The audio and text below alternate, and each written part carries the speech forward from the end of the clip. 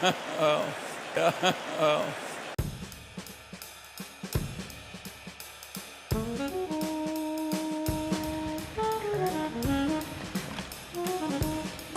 it is. This is it. The Nebraska Furniture Mart. A legend. So how did this all get started? It got started by a woman. Her name was Rose Bumpkin. My real vocational goal was to be a mattress tester. I mean, I thought that would be a terrific job. I just test mattresses all day. But I never got that, but they did me a mattress after me, the Warren. Well, there we go. That, touting. Pretty nice. Can you imagine this? I mean, this is the way to spend your time. I think this is better than the mattress I sleep on. I wouldn't fool around with computers when I could be in this position. I mean. Can you remember buying your first mattress, Warren? Well, I didn't do very much of the purchasing in our family. I can't recall ever buying anything, actually. But we don't have any way of protecting against a big nuclear attack. I know a man who said, I know what I'm going to do if there's a nuclear war. I'm going to crawl under the table and kiss my ass goodbye. Well, yeah, and Charlie is in charge of loss control at Berkshire. Berkshire has a substantial shareholder whose father accumulated the original position, and when he died, he left a very large estate, practically all of which was in two securities, Berkshire and one other outstanding company. And a bank was co-trustee, and the bank trust officer said, you've got to diversify this. And it was a very large estate. And the young man who was co-trustee with the bank said, well, he says, you know, if my father had believed the way you do, he might have been a trust officer in a bank instead of leaving this large estate.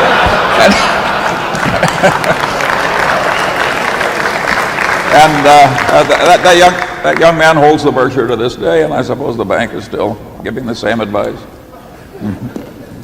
And nobody else has my view, so it doesn't bother me. I just think they're all wrong. Yeah. It's fairly simple, but it's not so simple. It can all be explained in one sentence.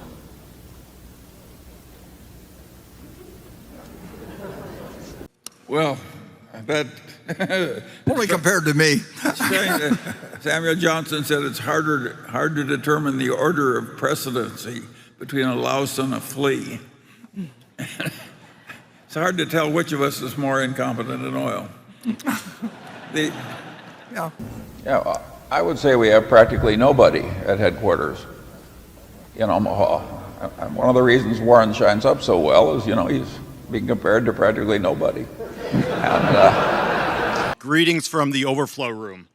My name is Glenn Tung. I'm a shareholder from New York. This is my 20th Berkshire annual meeting, and I'm delighted that we're able to once again be here in person. You two have brought tremendous joy to all of us through the years, and speaking personally, your wisdom has not only made me a better investor, but more importantly, a better, happier person. It's a privilege and honor to thank you. So Warren and Charlie, thank you. Well, that's my kind of a question. Yeah, that's fine. Let's have more of those. Yeah. Or you can say it again. I mean, maybe you could sing it. check this man's credit and see if he's good.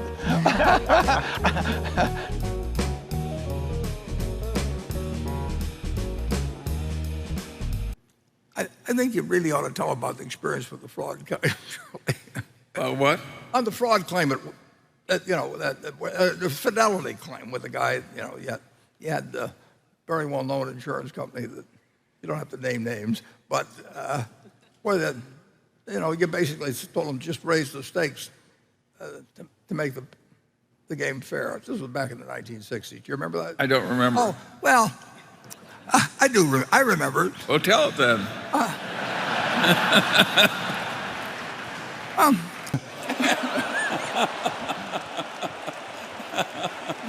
Yeah.